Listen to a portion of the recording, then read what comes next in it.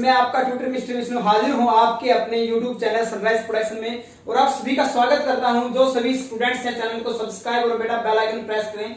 ये आपके पास relation and function पे सेकंड वीडियो है। फर्स्ट वीडियो में हमने क्या था, इंट्रोडक्शन, एक आम लैंग्वेज में, एक आम भाषा में रिलेशन को हम क्या समझते हैं। फिर हमने क्या था, ऑर्डर पेयर की इक्वलिटी, और उसी पे बेस हमने किए थे कुछ एक क्वेश्चंस को, और जिसमें आपके लिए 1 से 2 मार्क्स का क्वेश्चन हमने इंपोर्टेंट भी बताया था। Let A and B be two non-empty set। इसका मीनिंग है दोनों में कुछ ना कुछ एलिमेंट जरूर हैं। For any subset R of A cross B is said to be relation from set A to set B if and only if R is subset of A cross B। यानी R आपके पास A cross B का क्या होना चाहिए, subset होना चाहिए। Okay, जैसे आपके पास सेट A में एलिमेंट है 1 2, सेट B में एलिमेंट है 3 4, A क्रॉस B के आपके पास एलिमेंट आ जाते हैं। देन R में क्या होना चाहिए, इनमें से R में क्या होना चाहिए, A क्रॉस B के एलिमेंट होने चाहिए। Then R is said to be relation on A cross B। भी रिप्रेजेंट रिलेशन। तो रिलेशन को सबसे पहले हम रिप्रेजेंट कैसे करते हैं। नंबर 1, रोस्टर फॉर्म, जिसको हमने सेट में सीखा था, जिसका सेकंड नेम क्या था, टेबुलर फॉर्म, यानी ऑर्डर पेयर के बिटवीन में क्या अप्लाई करेंगे, हम कॉमा अप्लाई करेंगे। सेकंड, सेट बिल्डर फॉर्म, जैसा कि आपने सेट में सीखा था, किसी एक एलिमेंट से टोटल ही सेट को रिप्रेजेंट कर देते हैं, डायग्राम से भी रिप्रेजेंट कर सकते हैं। अब हम सीखेंगे टाइप ऑफ रिलेशन। तो नंबर 1 आता है सबसे पहले आपके पास आइडेंटिटी रिलेशन। किसी सेट के एलिमेंट्स का उसी के साथ ऑर्डर पेयर बनाना क्या कहलाता है, आइडेंटिटी रिलेशन कहलाता है। सेकंड आपके यूनिवर्सल रिलेशन, तो किसी सेट का खुद के साथ ही ये जो रिलेशन से क्रॉस प्रोडक्ट से ऑर्डर पेयर बनाते हैं, ये आपका क्या कहलाता है, यूनिवर्सल रिलेशन। वॉइड रिलेशन, जैसे कि आपके पास एम्प्टी सेट था और अदर नेम क्या था इसका, नल सेट, वॉइड सेट, वैसे ही यहाँ पे है किसी रिलेशन में एक भी ऑर्डर पेयर न होना, यानी रिलेशन का एम्प्टी होना वॉइड रिलेशन कहलाता है। इनवर्स रिलेशन, इनवर्स रिलेशन, जैसा कि आपके पास रिलेशन गिवन है, यदि सभी ऑर्डर पेयर को हम रिवर्स कर दें, यानी उनके ऑर्डर को चेंज कर दें, जैसे ए बी है, इसको हम क्या राइट कर दें, B A, then it is said to be inverse of R, यानी इनवर्स रिलेशन कहलाएगा। नेक्स्ट आता है आपका reflexive relation. Reflexive relation, for any set A R is said to be reflexive if A belongs to R for any set A belongs to capital A. यानी किसी set के element को उठाकर उसी के कोरेस्पोंडेंस, उसी के साथ हम ऑर्डर पेयर बनाते हैं, वो आपका रिफ्लेक्सिव रिलेशन कहलाता है। इसी प्रकार से नेक्स्ट हम करेंगे symmetric relation. For any set A B जो ऑर्डर पेयर है वो ए को बिलोंग करता है, या आर को, A B order pair R को बिलोंग करता है, then we have to prove that B A also belongs to R, where A and B is the element of set A. Okay, अब हम करते हैं next transitive relation. A relation is said to be transitive if AB belongs to R, BA belongs to R, then we have to prove that AC belongs to R, where A, B, C are the element of any set, that is A भी right कर सकते हो आप, no problem। हम करते हैं last, total number of relation.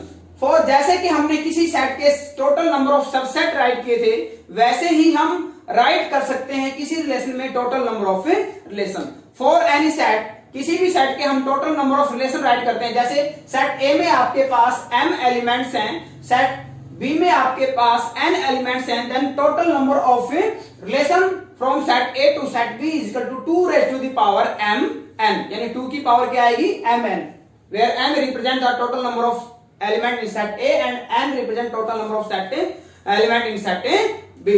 Okay, अब हम करते हैं इन पे क्वेश्चंस की। अब हम करते हैं एक्सरसाइज 2.2। तो इसमें हमने उठाया क्वेश्चन नंबर सेकंड को। सेकंड में आपके पास सेट ए में एलिमेंट है 1 2 3, सेट बी में है 1 2 3 4, और जो रिलेशन है इसको समझना जरूरी है बेटा।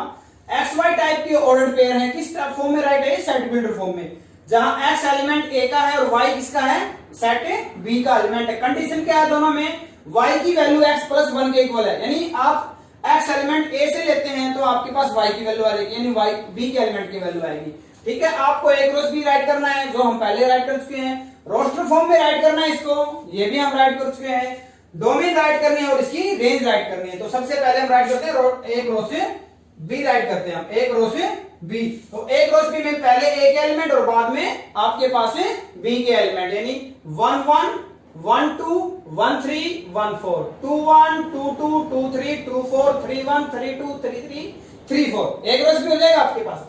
अब आपके पास सेकंड है रोस्टर फॉर्म। रोस्टर फॉर्म कहां से आएगी, इस कंडीशन से आएगी। आर का जो रिलेशन है, तो आर का रिलेशन हमने क्या राइट किया, ये जो गिवन राइट रिलेशन है हमने राइट कर दिया है। तो यहां से किसको उठाया हमने, y = x + 1, जहां x आपके पास किसका एलिमेंट है, a का, और a में एलिमेंट क्या पुट करें हम, x की जगह 1 2 3। तो हम पहले यदि 1 पुट करते हैं तो y की वैल्यू क्या आएगी, 2 आएगी, यानी रोस्टर फॉर्म में ऑर्डर पेयर बनेगा 1 2। जब 2 पुट करेंगे हम तो वैल्यू क्या आएगी, 3 आएगी, यानी 2 3 ऑर्डर पेयर बनेगा। 3 पुट करें तो आपके पास क्या आएगी, 4 आएगी। तो आर रोस्टर फॉर्म में आपके पास हो जाता है 1 2 2 3 एंड 3 4। थर्ड पॉइंट है इसकी डोमेन राइट करनी है आपको। क्या राइट करनी, डोमेन। तो डोमेन क्या बताया गया था कि in order pair first element belonging to the domain. तो ऑर्डर पेयर में फर्स्ट एलिमेंट 1 2 3 ये आपके पास डोमेन के एलिमेंट है, और सेकंड एलिमेंट ऑफ रेंज यानी 2 3 4 ये आपके पास रेंज है। फिर बेटा आपके पास बिटवीन के सभी क्वेश्चन अटेम्प्ट हो जाएंगे। फिर हमने 8th क्वेश्चन को उठाया है, क्वेश्चन नंबर 8। ये कहता है let R be the relation less than from set A to set B. R कैसा रिलेशन है, ए के element less than from set A to B, यानी ए का एलिमेंट छोटा रखना है और बी का बड़ा। क्या राइट करना है, कोरस्पोंडिंग प्रोडक्ट राइट करनी है आर की, और इसका इनवर्स रिलेशन राइट करना है। तो R is the relation less than from set A to set B, और ए में एलिमेंट है 1 2 3 4 5, और बी में एलिमेंट है 1 4 एंड 5। तो पहला एलिमेंट क्या आएगा, 1 1 1 नहीं ले सकते क्योंकि ए का एलिमेंट छोटा लेना और बी का बड़ा लेना, रिलेशन यही कहता है। तो यदि 1 1 लेंगे तो दोनों ही इक्वल हो जाएंगे। तो यहां से क्या लेंगे, 1 ए का एलिमेंट स्मॉल और बी का ग्रेटर, 1 4 1 5। ओके, फिर 2 से 2 2 1 नहीं लेंगे, 2 4 2 5, फिर 3 4 3 5, 4 4 राइट नहीं करेंगे हम, क्या राइट करेंगे, 4 5। तो ये आपके पास आर रोस्टर फॉर्म में हो जाएगा। इनवर्स क्या बनेगा, सभी ऑर्डर पेयर को क्या करते हैं, रिवर्स कर दें, उल्टा कर दें, यानी 1 4 क्या लिखे हम 4 1। तो ये इसकी इनवर्स रिलेशन हो जाएगी। फिर हमने उठाया question number 10। A relation R is defined by the set of integers as follows, X Y belongs to R, यानी जो ऑर्डर पेयर है वो रिलेशन का मेंबर कब है, जब एक्स का स्क्वायर और वाई स्क्वायर का दोनों का स्क्वायर क्या आता है आपके पास 25 आता है। ओके, एक्सप्रेस आर, आर को एक्सप्रेस करना है और आर का इनवर्स भी बताना है आपको, and represent in its domain, दोनों के डोमेन रिस्पेक्टिवली, इन दोनों की डोमेन राइट करनी है, यानी आर की और आर इनवर्स की डोमेन राइट करनी है। तो सबसे पहले इसको आर को हम रोस्टर फॉर्म में राइट करते हैं। तो आर आपके पास रिलेशन ये है, ये जहां आपके पास आर आपके पास रिलेशन है इंटीजर पे, इंटीजर को रिप्रेजेंट करते हैं जेड से। इंटीजर क्या होते हैं, number line, 0 +- 1 +- 2 +- 3 and so on. Okay, तो यहां आपके पास है एक्स वाई किसके मेंबर हैं, जेड के यानी इंटीजर के। ठीक है, तो y की वैल्यू क्या आएगी, y आएगा आपके पास y² = 25 - x², और y क्या आएगा +-√25 - x²। आ रहा है समझ में। अब आपके पास किसको वैल्यू दें हम, x को। क्या वैल्यू दे सकते हैं, x को हम इंटीजर वैल्यू दे सकते हैं। 0 स्टार्टिंग कर दो, 0 +-1 +-2 एंड सो ऑन। ठीक है, अब हम 0 राइट करते हैं, तो 0 राइट करते ही आपके पास y की वैल्यू ± क्या आएगी, √25, यानी ± क्या आ जाती है, 5 आती है। आगे समझ में। तो x को वैल्यू 0 देंगे, 0 क्यों राइट किया, क्योंकि x पहले है y बाद में है। x की वैल्यू 0 रखी तो y की वैल्यू ±5 आती है। x को वैल्यू 2 देते हैं तो यहां से आएगा आपके पास 4, 25 - 4 यानी 21 इंटीजर नहीं है। क्यों, क्योंकि कंडीशन है कि x और y दोनों ही इंटीजर लेने हैं आपको, तो 2 नहीं रख सकते x को, तो क्या रखें अब x को 3 रखें, +-3 रखें तो 9 आएगा, और यहां से आएगा 16 का स्क्वायर रूट क्या आएगा +-4, यानी +-3 रखते हैं तो क्या आता है +-4। ऐसे ही 4 रखेंगे यानी 16 माइनस हो जाएगा, +-3 आएगा। 5 रखेंगे 0 आ जाएगा। तो ये आपके पास रिस्पेक्टिवली x के कोरेस्पोंडेंस y की वैल्यू आ जाती है। तो r रोस्टर फॉर्म में क्या आएगा, 0, एक बार +5 एक बार -5, +3 +4, +3 -4, अब -3 +4, -3 -4, अब +4 +3, +4 -3, -4 +3, -4 -3। अब आपका +5 0 एंड -5 0। तो इसके रिस्पेक्टिवली भी आपके पास r की डोमेन क्या हो जाएगी 0, स्टार्टिंग एलिमेंट 3 आया है, -3 दिखा हमें, 4 दिखा है, -4 दिखा है, 5 दिखा है, -5 दिखा है, यानी -5 4 -3 0 3 4 5 r की डोमेन। r इनवर्स क्या आएगा, इसको ऑर्डर को रिवर्स कर दें तो इसकी डोमेन भी आपके पास है यही आएगी। अब हमने उठाया हमारा क्वेश्चन नंबर 12 और क्वेश्चन नंबर 12 है आपके पास, 11 आपको खुद करना है। ओके, कोई डिफरेंट नहीं है। ये क्वेश्चन की स्टेटमेंट को समझना काफी जरूरी है, ये +2 में आपके टॉपिक फिर आएगा 6 से 7 नंबर में।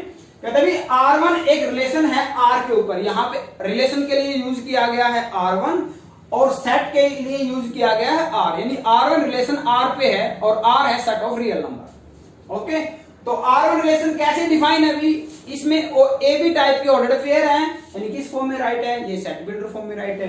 ए बी टाइप के ऑर्डर्ड पेयर हैं और दोनों R1 के मेंबर कब बनते हैं, जब दोनों की प्रोडक्ट में 1 ऐड कर दें और रिजल्ट क्या है आपका 0 से ग्रेटर आए। आ रहा समझ में, जहां ए और बी आपके रियल नंबर के मेंबर हैं। तो यदि कोई ऑर्डर पेयर इस कंडीशन को सेटिस्फाई करेगा, यानी आपके पापा ने कह दिया अभी आपको ये 50 रुपए उसी बच्चे को मिलेंगे जो 2 गिलास दूध पिएगा। आगे समझ में, यदि आपने 1 गिलास दूध पिया है तो आपको 50 रुपए नहीं मिलेंगे। आ रहा समझ में, यदि आपने 2 गिलास दूध पी लिया है तो आपको 50 रुपए मिल जाएंगे। इसका कहने का अर्थ यह है कि ये जो रिलेशन ए बी R1 का मेंबर तब बनेगा जब इसकी कंडीशन को सेटिस्फाई करेगा। ओके स्टूडेंट्स, यानी कंडीशन क्या है, दोनों की प्रोडक्ट करें ए और बी की और 1 को ऐड करें और रिजल्ट हमारा 0 से ग्रेटर आए या पॉजिटिव आए। ठीक है, तो यहां फर्स्ट कहते हैं ए R1 का मेंबर है, आप इसको चेक कीजिए। ए बी R1 का मेंबर है, क्या बी भी R1 का मेंबर है। ओके, तो यहां कहता है for any A belongs to R, यहां ये मेंबर किसके हैं, सेट के हैं, यानी A कोई एलिमेंट लिया है जो हमारा सेट R का है, रियल नंबर का है, उसका जब ऑर्डर पेयर बनाया हमने ए का, तो उसकी वैल्यू क्या आएगी, उसकी वैल्यू आएगी जैसे आपका कंडीशन रिलेशन में है, यानी दोनों के प्रोडक्ट में क्या ऐड करें 1, तो दोनों की प्रोडक्ट कर दी इनकी और 1 ऐड कर दिया। ऐसा करते हैं तो 1 प्लस क्या होता है ए स्क्वायर। यदि ये वैल्यू आपकी 0 से ग्रेटर आ जाती है तो ये आपका R1 का मेंबर कहलाएगा।